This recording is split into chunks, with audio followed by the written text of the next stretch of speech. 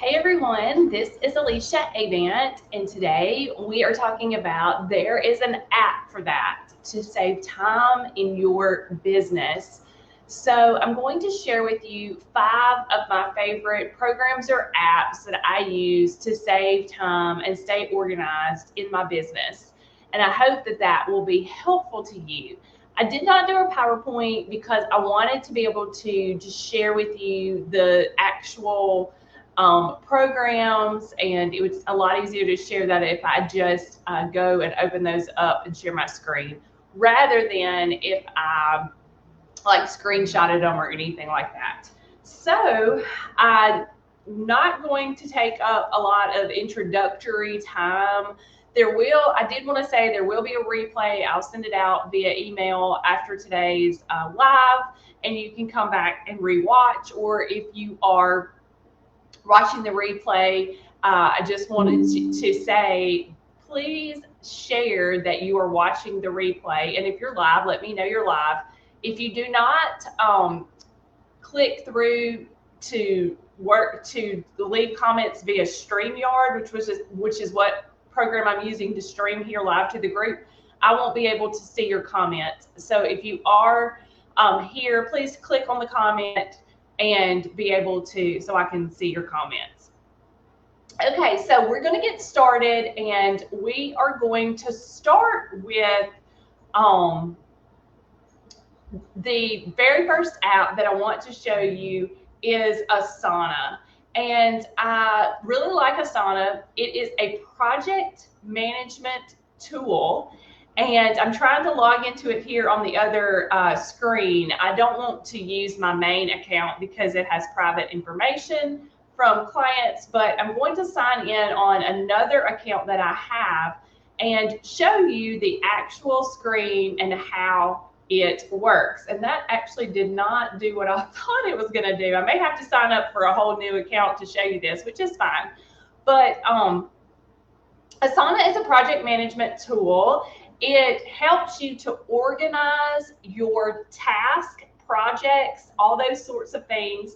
You can organize it in 3 different ways. You can organize it via list, via boards, or via calendar. So like you can see a calendar view. So let me just go ahead and sign up for a free one.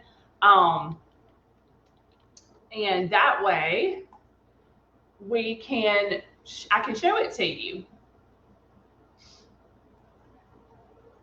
I absolutely love Asana. It works really great. One of the things that I like about Asana and that I do is I color coordinate stuff. So every client has a color that I use with their Asana. But if you aren't working with clients, you can color coordinate your different types of projects. So, for example, if you want to coordinate your writing versus your admin task versus your upcoming like project or something like that, you can do that, and it is absolutely amazing. Hold on just a second, and I'm going to get the email. I had to confirm. Sorry about that. I thought that I would be able to log into the other one I had, and apparently it just didn't want to work that way. So we're going to overcome that quickly. But let me go ahead, and while I'm waiting on that email, let me go to number 2, and then we will come back to number 1. So number 2 is Google Workspace. Now you're probably thinking, I already have Gmail or whatever the case may be, but Google Workspace is a little bit different. It gives you more options, and it gives you the ability to, okay, so if you have a Gmail account, your account is whatever your username or email is at gmail.com. I have set up Google Workspace because Google Workspace allows me to use my personalized email, which is alicia@aliciaavantandcompany.com, and my own domain. So it is a professional email and a professional domain that you can use with Google Workspace. So let me go ahead, while I'm waiting on that other email to come through, share with you Let me get back to the main screen and I will share my screen here. Let's see.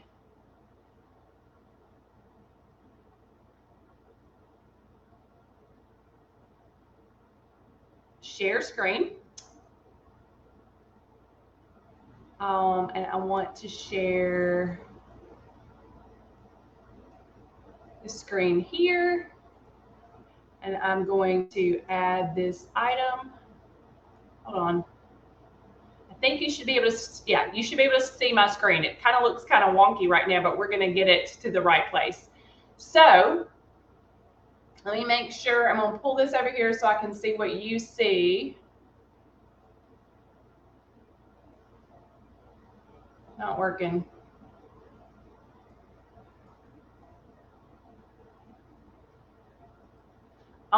Can you see, hopefully you can see my Asana. I'm trying to think. Not Asana. Hopefully you can see my Drive, my Google Drive. I'm trying to figure out what you're seeing. Yes, okay. Yes, you're seeing my Google Drive. So let me move this over here and that will help. All right, so what this is you have a drive here and you can categorize it into folders. And so I have a lot of folders here and Google Drive allows me to keep everything organized. And earlier I was telling you that you can color coordinate things in Asana. Well, I have my color coordination in Asana. I use the same colors as I do here for different projects and things.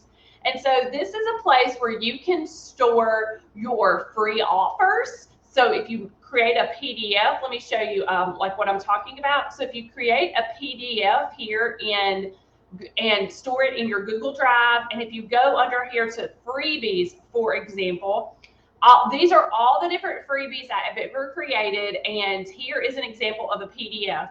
Now, you know how you have to have a link to share when you are sharing your freebie with your audience? Well, what you can do is you can click on these three little dots and you can click copy link or you can click share. And if you click share, it gives you the ability to only people with the link can open the link. And that way, if you copy it, no one that doesn't have your specific link can find this document.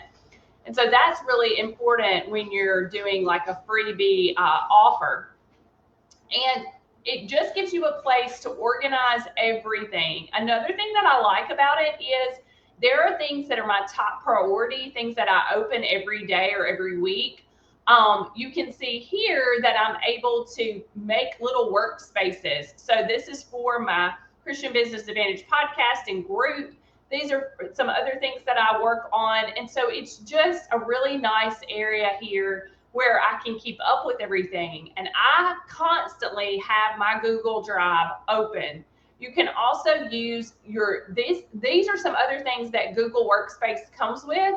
Google Drive, Gmail, Calendar, you get Docs, Sheets, Slides, a Google Meet, which is kind of like Zoom, Groups, Ads, YouTube, Forms. There's so much that they offer, and this program is like $12.99 a month to use and to get 100, I believe it's 1 terabyte or 2 terabytes, I think it's terabytes of storage. And as you can see, I've not used hardly any of my storage here, but you can really house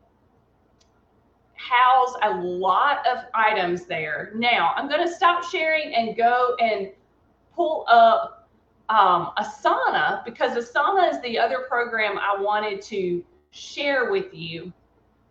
And it is more of a project management tool. So if you are looking to, keep your to-do list and all the things that you need in one place, then that is the place to go.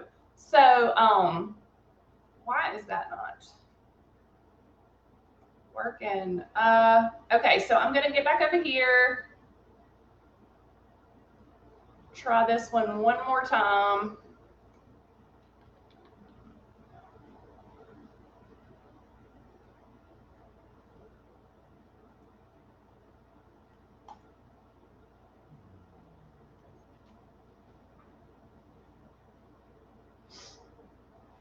And I'm going to share my screen.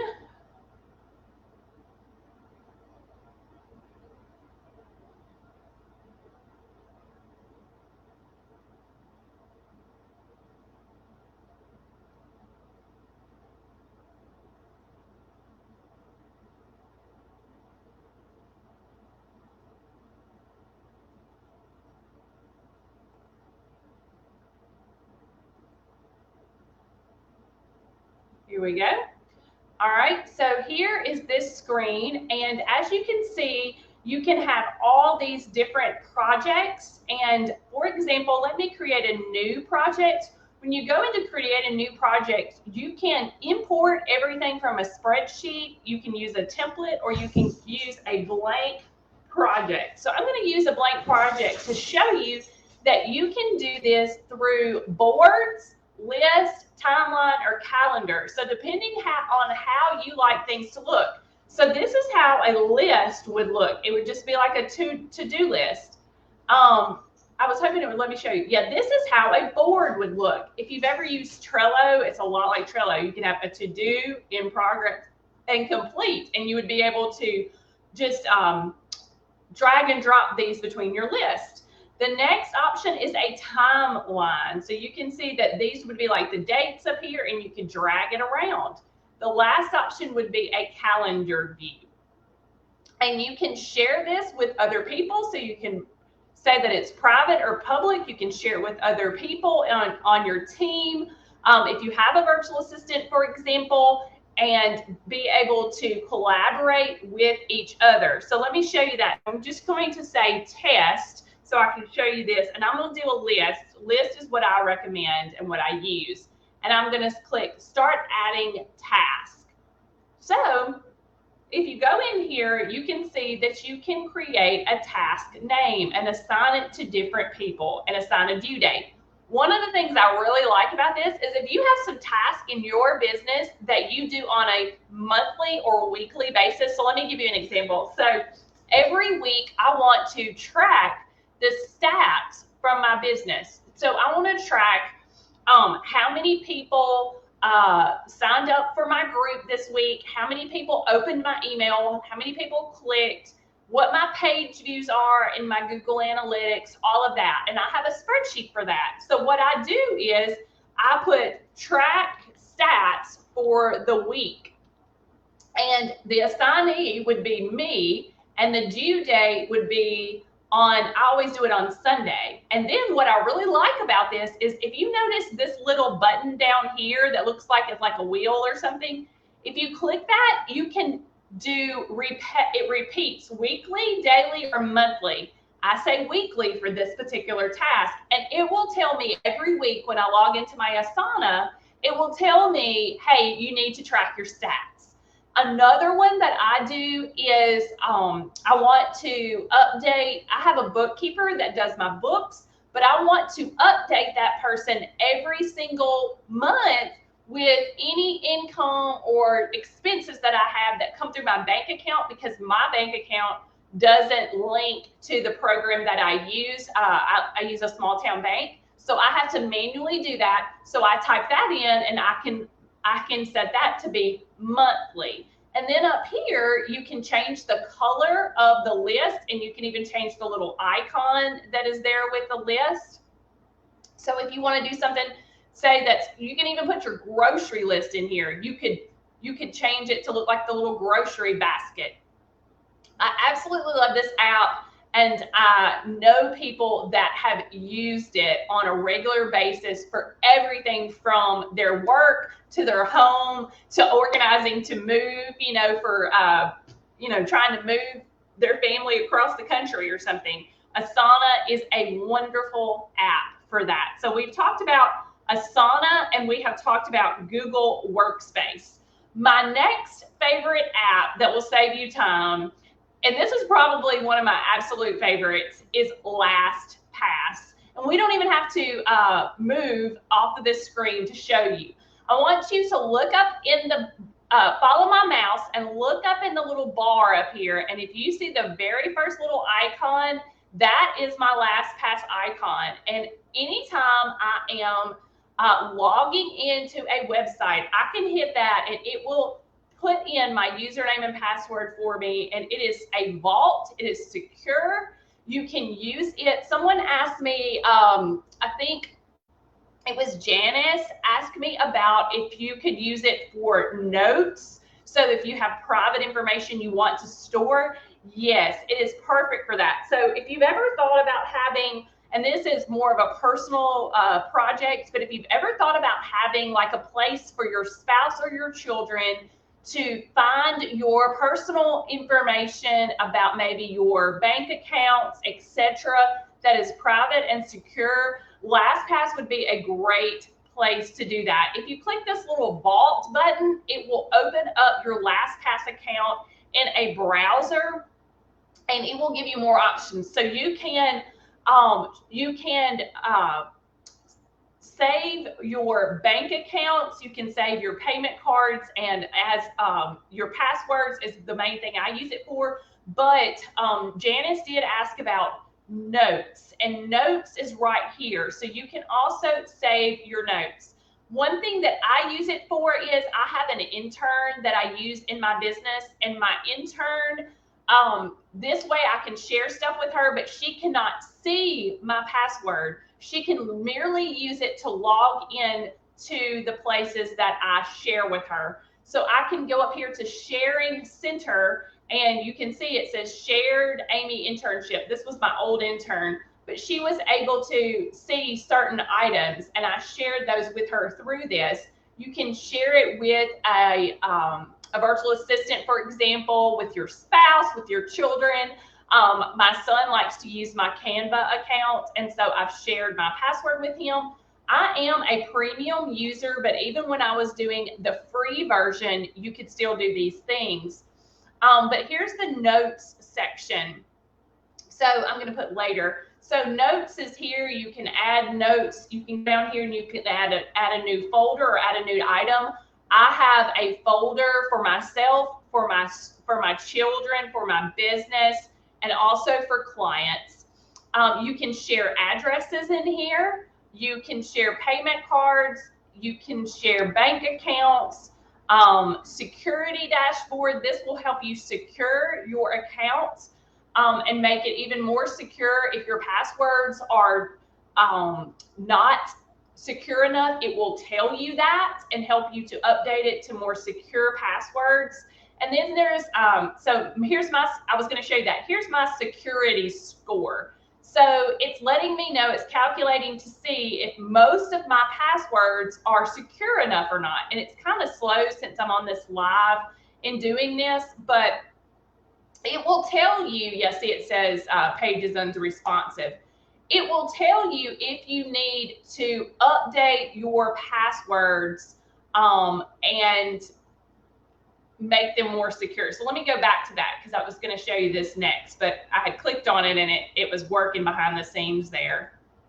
So let me try to go back to the security dashboard. So what it'll do is say you're using the same password on multiple accounts. It will tell you that those are risky. So here's what it says about me. I'm using the same password too often, so I need to change those. And then I am not using multi-factor authentication, so it says I really need to update that. And then you can see you can monitor email addresses to see if they're being found or used on the dark web. So you can start monitoring all of these email addresses. And then emergency access is what I was telling you about. That is great for, I tried to add my husband. He's not accepted. He is not really good with email and stuff such as that. He doesn't check it often, but I probably should add one of my children. But what it is if something happens to me and they need to find out every account I ever had, and they need access to all my personal information, I can add them under people I trust. And that way they can get my personal assets and information out of LastPass if something were to happen to me. And then there's just the account, just the regular account settings. You have what's called a master password. So every time you log into LastPass, you would have to give this master password. You can reset it and change it. But then there's also a reminder. So you have to remember one master password rather than having to remember every single password you have ever used. So that is LastPass. It is, of the ones I've talked about thus far, it's absolutely my favorite because it saved me so much time and helped me so much in the past. So going back to this, the next program that I want to share with you, let me get it pulled up, is called Cognito Forms. So Cognito Forms is probably one of the programs that I've shared with clients the most. If you as a author, speaker, coach are hosting things like book reviews or book launches, you're hosting events and things like that, and you want to get either have somebody sign up for your book launch, or you want to host a live event and you need contact info from that person and maybe some other information, Cognito Forms is the absolute best for that. And let me tell you why. So let me share, go back and share my screen again. Let's see. Okay, here is Cognito Forms. What Cognito Forms is and does is it lets you create, let me get the form link. Like, for example, I do websites, and this helps me to create a form that people can fill out about what they need in a website. So I have a client who hosts a book club, not a book club, but a book awards. She gives out an award every year for independent publisher, for independent authors. And so we use this, and we're able to collect the information about the book, the genre, etc. But this example is me using it for my own business. And you can even, if you use the paid version of Cognito Forms, you can even have them upload like a JPEG picture of themselves. You can have them upload, let me think, some other thing. There's other things you can have them upload to, like maybe you're wanting them to submit their photo, or you're wanting them to submit some information. You can have them upload that. You can even have them pay through this if you have the premium version, but I have it for that. And for example, if you are hosting I know we have a lot of podcasters in here. This would be great to set up an automated send for when someone applies to be a podcast guest. Yes. So let me show you. I have had another podcast in the past. I don't currently host this podcast, but I did create a podcast guest thing one time for my other podcast. And what I did here is I put, Overcoming Anxiety Through Faith was the name of the podcast. They would put their name, their email. It was a Christian podcast, so I asked, were they a Christian? Phone number and website. Do you currently or have you in the past struggled with anxiety? Have you overcome your anxiety? Please share a short synopsis. And then I put, we record interviews on Zoom, recording both video and audio. Does this format work for you? Where do you live? And then I had a spot where they could upload their photo, upload a 1-sentence bio, give me a little bit longer bio for the website, add their social media. If possible, please link to a video or audio of them speaking. Please list any other links you'd like shared with my audience, and then additional comments or thoughts. So this is something that I used for podcast guests. And I know we have a lot of podcasters here in the group, so this would be a great resource for you. It is one of my absolute favorites. The last one that I'm going to talk about is Zapier. Zapier. How many of you have heard of Zapier? Because I know it's a little bit different than the others. This is a program that what it does is it zaps things. So it helps to connect programs that maybe don't have an integration together. So let me log into one of mine and I'll give you an example. I'm going to continue with Google. and I'm just going to show you a Zap that I have created. So it literally puts together different programs that may not already have an automation. So let me give you an example. I had a client who wanted to use Trello. And while I like Trello, I use Asana and didn't want to have to open separate programs every day to see what she was needing me to do. So I made a Zap that would create tasks in Asana when a new card was created in Trello. And it works really great. Another example was I was using WooCommerce on my site to sell items, and I wanted to be able to connect it to my MemberVault account because MemberVault is where I had my items housed. So I was able to add a user to a product in MemberVault when they ordered through WooCommerce. So it works really great. Another thing that I've done with Zapier is if I wanted to, so let me give you an example. So Cognito Forms makes its own kind of spreadsheet. I guess I could go back and show you that. They make their own sort of spreadsheet of entries when someone fills out a form. And as you can see here, this is like a form that somebody filled out, and this is the spreadsheet that it makes. However, I like using Google Docs and Google Spreadsheets. So what I was able to do is I was able to make a Zap that information from Cognito Forms into a Google Spreadsheet. So I didn't have to manually move all of that information. So Zapier was something I used in order to do that.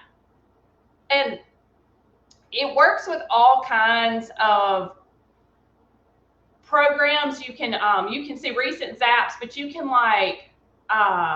not sure exactly where you could go. I think maybe probably back to the dashboard. You can see recommendations for you.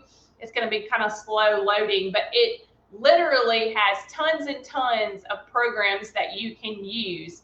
I am using a free plan, so I can only set up 5 Zaps, and I can only have it do 100 things a month before it will make me pay for it. But it still is reasonable. It's a great program, whether or not I have to, end up paying for it or not. I don't currently pay for it. It's what I'm doing is small enough that I don't have to pay for it yet.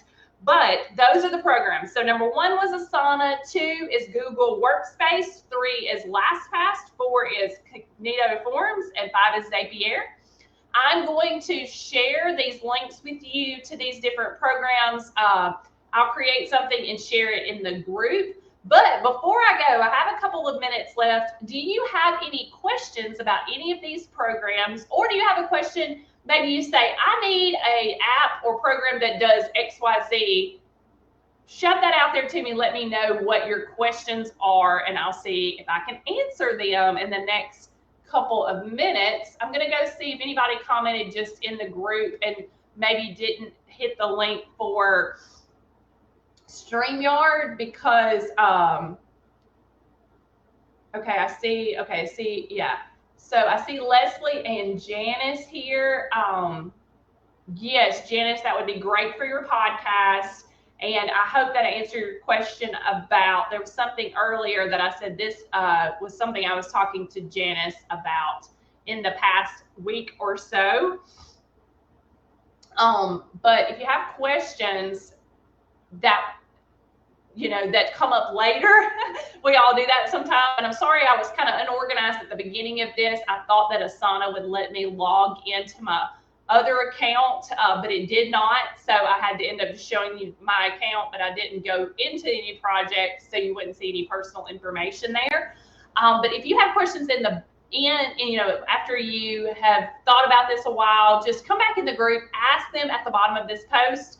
I am going to share some links. I have some affiliate links if you don't mind using them. I'm going to share those in the comments after we get off of the live today. And I thank y'all for those of you who showed up live. I appreciate it. If you watch the replay, please comment and let me know you watched the replay.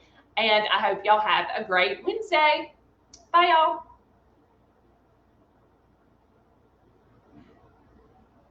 Do you have to, I see a question really quick. So do you have to create the note in LastPass or can you upload them? I think you can upload them as well.